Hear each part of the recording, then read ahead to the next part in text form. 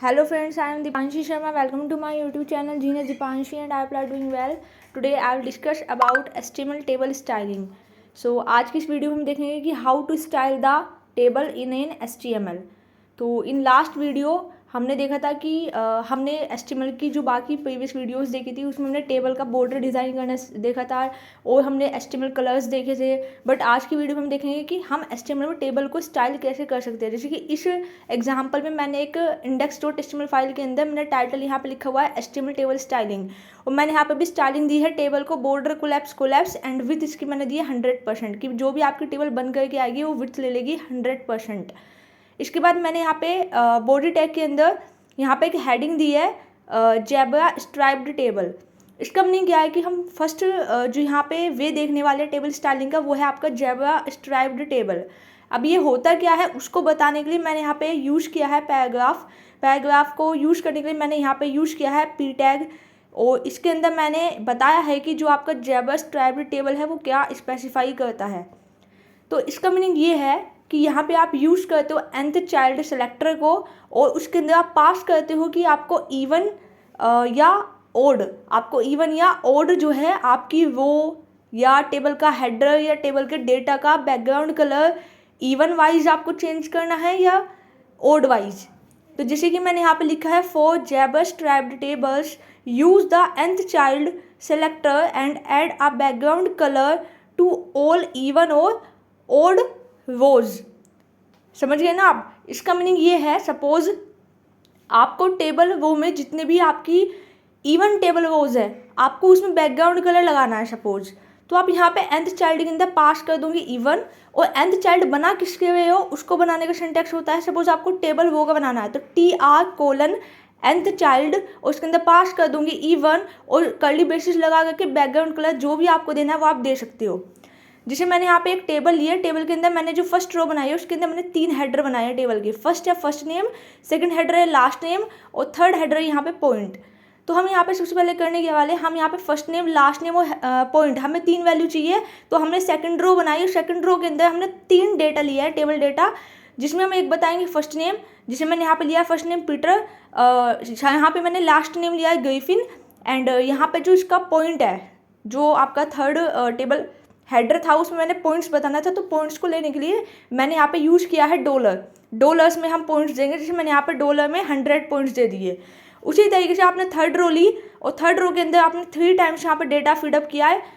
First is for first name जो मैंने लिया है यहाँ पे लोइस और लास्ट नेम मैंने यहाँ पे ग्रिफिन लिया है और इसमें भी हम पास कर देंगे डॉलर्स में। यहाँ पे डॉलर्स में ले लिया $150।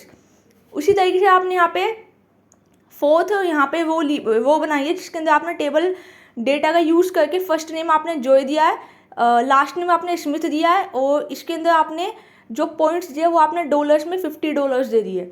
उसी तरीके से आप इसमें एक और लास्ट रो ले लेंगे जिसमें आप टेबल डेटा शो करेंगे। जैसे कि क्लेवलैंड और इसका टेबल डेटा में जो उसका यहाँ पे मैंने जो फर्स्ट नेम लिया वो मैंने यहाँ पे लिया क्लीवलैंड या उसका जो लास्ट नेम है वो मैंने यहाँ पे लिया है ब्राउन और इसके अंदर मैंने डॉलर्स में पॉइंट्स दिए 250।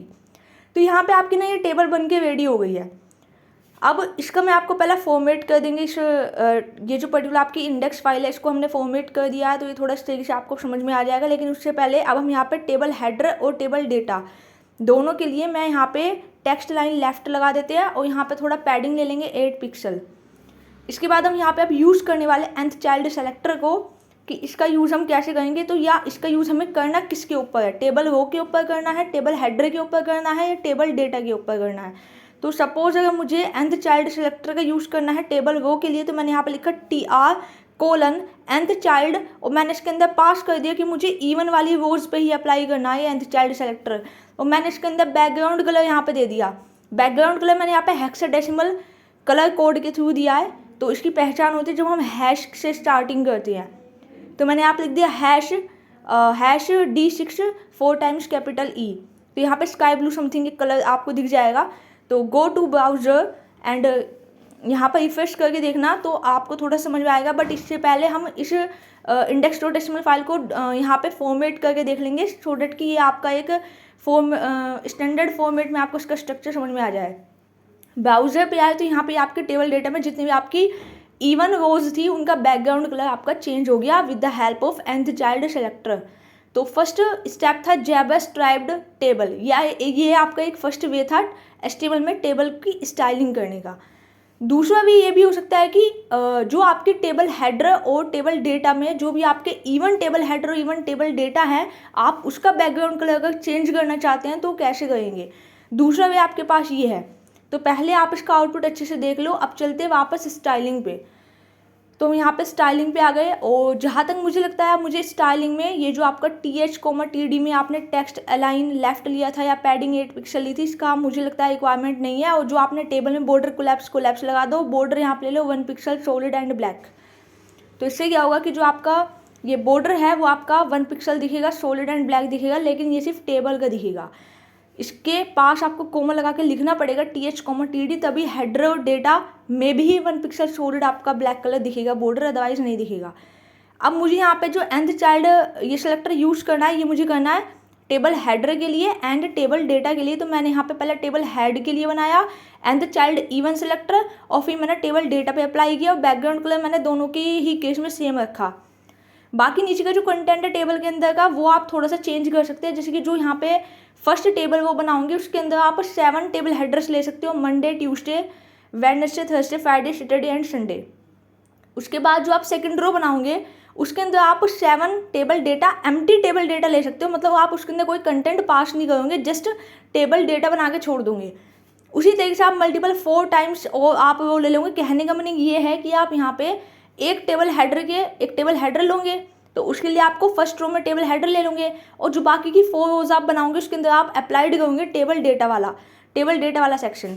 तो मैंने यहाँ पे सबसे पहले यहाँ पे जो टेबल बनाई है उसमें मैंने स्टाइल करके विड्थ दे दिया 100%, मतलब ये जो टेबल होगी वो बाय डिफ़ॉल्ट आपकी विड्थ ले लेगी 100%। आप इसको 75% में भी लेकर के कर सकते हैं या 50% अगर आपको टेबल की विड्थ चाहिए, बट मैंने यहाँ पे 100% लिया है। और जो आपका ये फर्स्ट रो है इसके अंदर मैंने 7 टेबल हेडर बनाए हैं और 7 टेबल हेडर में मैंने यहाँ पे लिखा हुआ है मंडे, मतलब जो आपके वीक डेज होते हैं वही मैंने इसके अंदर बताए हैं। और जो इसका ये सेकंड टू फिफ्थ जो भी आपकी रोज रहेंगी उसके अंदर हम पास करेंगे टेबल डेटा, लेकिन उसके अंदर अभी हम कोई कंटेंट नहीं डालेंगे। और ऊपर मैंने जो nth चाइल्ड सेलेक्टर प्रॉपर्टी लगाई है वो मैंने सिर्फ लगाई है टेबल हेडर और टेबल डेटा पे। तो जो भी आपके table header, even table header और इवन टेबल डेटा होगा उसी पे ही ये बैकग्राउंड कलर अप्लाइड हो जाएगा जो आपका स्काई ब्लू कलर दिखेगा।